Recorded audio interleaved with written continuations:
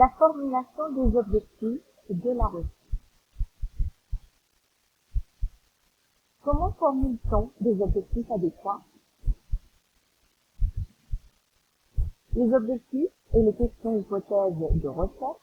Il faut savoir donc que les objectifs, c'est votre contribution en tant que chercheur. Questions et hypothèses, ce sont bien sûr des réponses résumées à une question de recherche. Il va falloir, dans le cadre de votre travail, de se poser une question, fabriquer une question, et je peux m'avancer déjà et avoir une hypothèse sur cette question de recherche que je vais me poser en fonction d'un problème. Ces objectifs alors doivent être évoqués dans la problématique, mais ils doivent être ici clairement énoncés. Ils serviront de fondement à l'évaluation du projet lorsque celui-ci arrivera à terme, ce qui va nous permettre de cheminer un peu et savoir quelle voie il faut suivre pour atteindre à des résultats que l'on voudrait bien, soit des résultats positifs, bien sûr. Le type de question ou d'hypothèse acceptable pour un projet scientifique dépend en partie du domaine de recherche et du sujet. Tout ira, bien sûr, en fonction de la compétence que vous avez choisie, en fonction du CERL, ça pourrait être aussi en fonction de votre public, et bien sûr de la réalité en tant que telle. Est-ce que nous serons dans une réalité tout à fait présentielle ou plutôt un travail à distance? Dans plusieurs domaines, les énoncés doivent inclure des éléments quantitatifs. Alors, on parle ici des éléments qui sont mesurés, c'est-à-dire calculés, alors que dans d'autres, les aspects qualitatifs ou tout ce qui se rapporte à la description sont tout à fait acceptables. Une réflexion et un questionnement appropriés. Voyons tout à fait, vous allez voir tout à fait les différentes étapes à suivre pour formuler ces objectifs. Qu'est-ce que vous cherchez vraiment à faire? Que voulons-nous précisément? Quels résultats espérons-nous atteindre? Quels sont les moyens dont nous disposons pour les atteindre?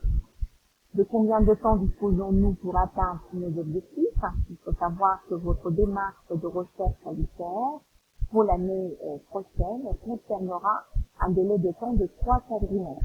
Donc il faut y tenir compte. Risque-t-il d'y avoir des difficultés en cours de route?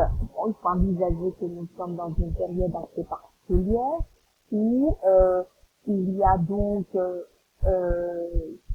on a eu déjà l'année dernière ce contexte pandémique qui nous a obligés de donner des cours à distance à 100%, mais quelle sera donc la réalité vraiment dans votre projet? Ces objectifs sont-ils envisageables pour moi et mon équipe? Il faut que ça plaise à tout le monde.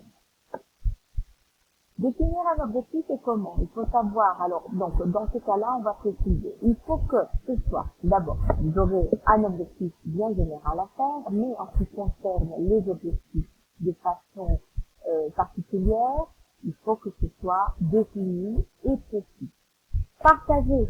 L'objectif doit être donc en concordance avec la vision de l'équipe, de votre groupe de travail et de l'établissement scolaire où se déroulera l'étude. Réaliste et atteignable, bien sûr. Il ne faut pas que ce soit quelque chose de trop ambitieux. De toute façon, je viens de dire qu'on ne va pas dépasser d'un délai de temps de 3 quadrimestres. Quantifiable. L'équipe doit être en mesure de déterminer un ou des critères objectifs, bien sûr, pour ensuite évaluer les résultats. Donc, il faut compter, mesurer cet objectif. Déterminer dans le temps. L'objectif est établi en fonction d'étapes de réalisation et dans échéancier fixé, c'est-à-dire un calendrier, dans une période de temps précise. La formulation de l'objectif. Alors, il nous faut absolument que ce soit des verbes d'action. Il y a un verbe d'action spécifique et non un verbe trop général, parce que ce serait trop vague. Il ne faut pas aller vers les propositions trop vastes, mais il ne faut pas non plus proposer quelque chose de léger. Un verbe d'action présuppose une action observable, j'insiste sur ce mot, observable, que l'on peut voir, vérifier ou mesurer. Évitez les verbes comme connaître, comprendre, démontrer. Ils sont difficilement mesurables.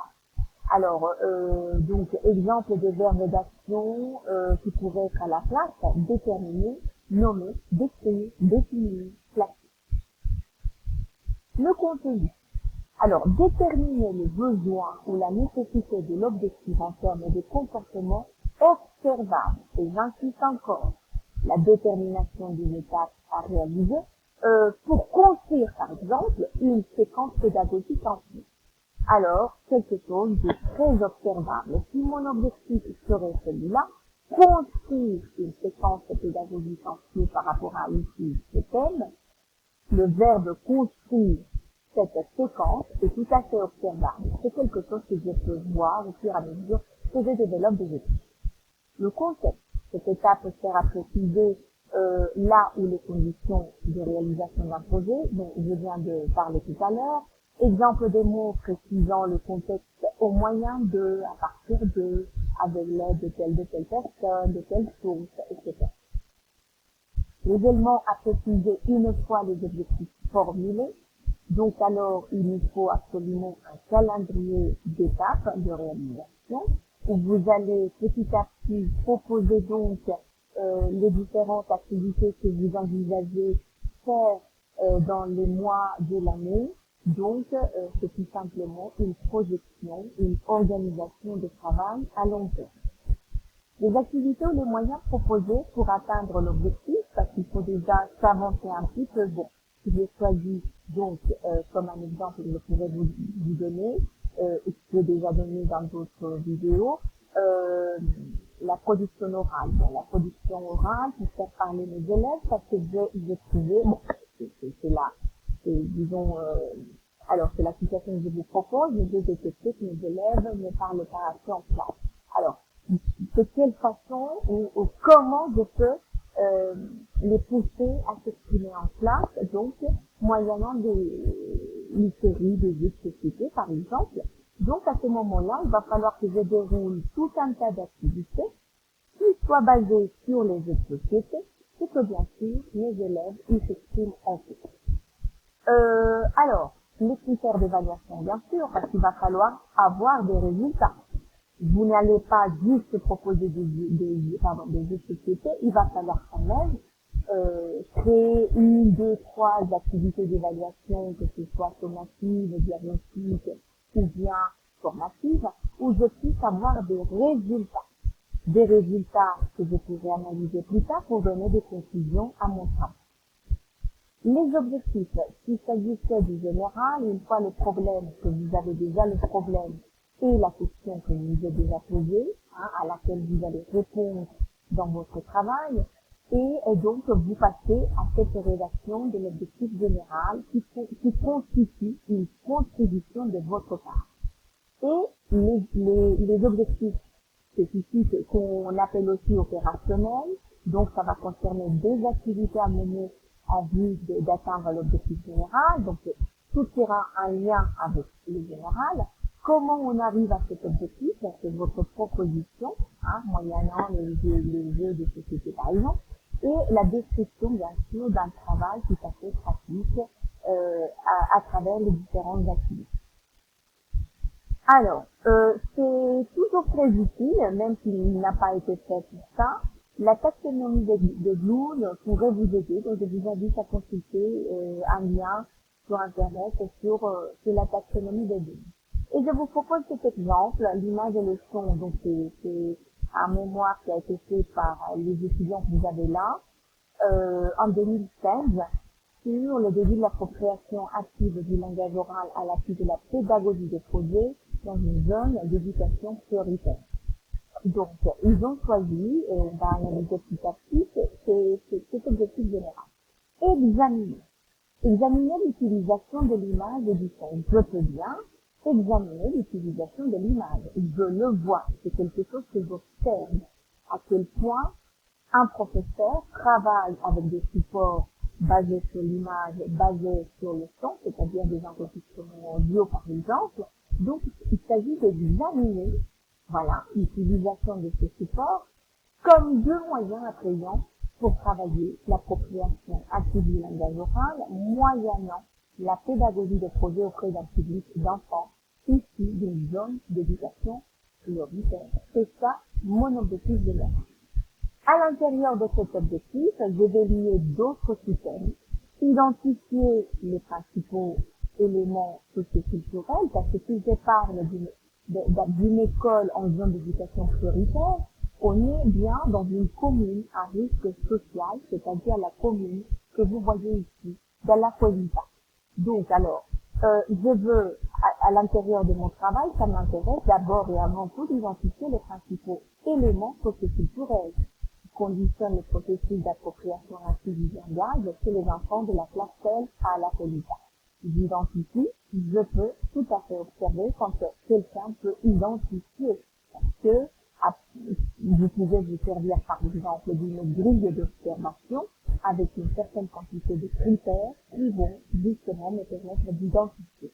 Distinguer les avantages de l'utilisation des supports images et son comme des moyens attirants pour travailler l'appropriation active en classe de langue étrangère. Donc, distinguer, bien sûr, je peux savoir quels sont les avantages parce que j'ai déjà fait une activité en classe qui m'a permis de trouver les avantages de ces deux supports.